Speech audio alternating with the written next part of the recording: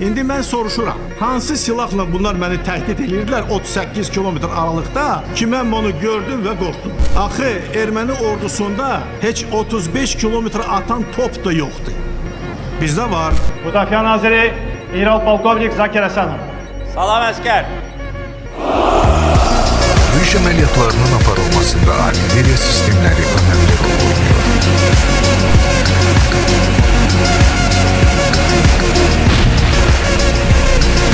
Diqqət, diqqət. Danışır və göstərir.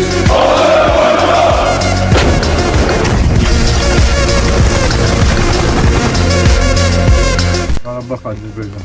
Qarabağ Azərbaycan. Qarabağ.